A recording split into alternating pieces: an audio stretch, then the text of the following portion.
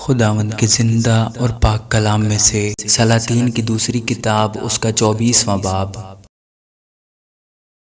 اسی کے ایام میں شاہ بابل نبوکدنصر نے چڑھائی کی اور یہویاکیم 3 برس تک اس کا خادم رہا۔ تب وہ پھر کر اس سے منحرف ہو گیا، اور خداوند نے کسدیوں کے دل اور ارام کے دل اور مواب کے دل اور بنی امون کے دل اس پر بھیجے اور یہودا پر بھی بھیجے، تاکہ اسے جیسا خداوند نے اپنے بندوں نبیوں کی معرفت فرمایا تھا ہلاک کر دے۔ یقیناً خداوند ہی کے حکم سے یہودا پر یہ سب کچھ ہوا، تاکہ منسی کے سب گناہوں کے باعث جو اس نے کیے ان کو اپنی نظر سے دور کرے،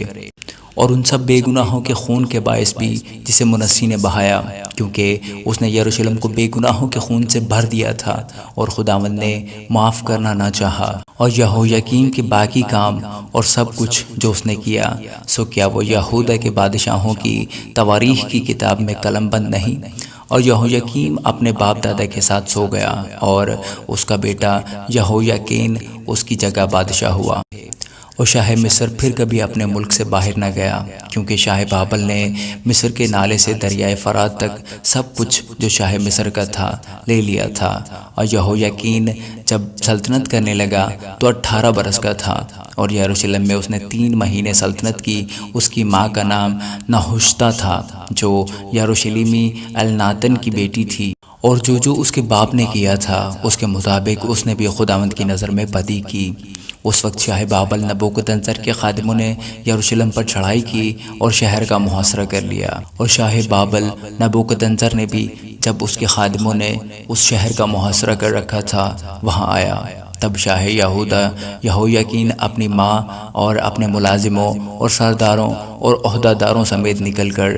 شاہ بابل کے پاس گیا، اور شاہ بابل نے اپنی سلطنت کے 8ویں برس اسے گرفتار کیا، اور وہ خداوند کے گھر کے سب خزانوں اور شاہی محل کے سب خزانوں کو وہاں سے لے گیا، اور سونے کے سب برتنوں کو جن کو شاہ اسرائیل سلیمان نے خداوند کی ہیکل میں بنایا تھا، اس نے کاٹ کر خداوند کے کلام کے مطابق ان کے ٹکڑے ٹکڑے کر دیے، اور وہ سارے یروشلم کو اور سب سرداروں اور سب سرماؤں کو جو 10,000 آدمی تھے اور سب دستکاروں اور لوہاروں کو اسیر کر کے لے گیا۔ سو وہاں ملک کے لوگوں میں سے سوا کنگالوں کے اور کوئی باقی نہ رہا۔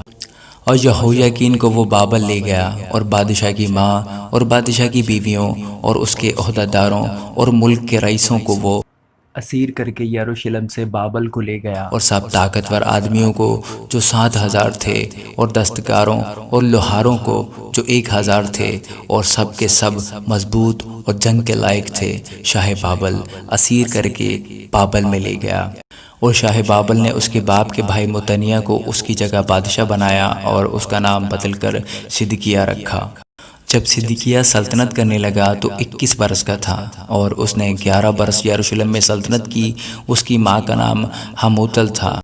جو لبناہی یرمیہ کی بیٹی تھی۔ اور جو یہویاکیم نے کیا تھا اس کے مطابق اس نے بھی خداوند کی نظر میں بدی کی، کیونکہ خداوند کے غضب کے سبب سے یروشلم اور یہودا کی یہ نوبت آئی کہ آخر اس نے ان کو اپنے حضور سے دور ہی کر دیا، اور صدقیہ شاہ بابل سے منحرف ہو گیا۔ آمین۔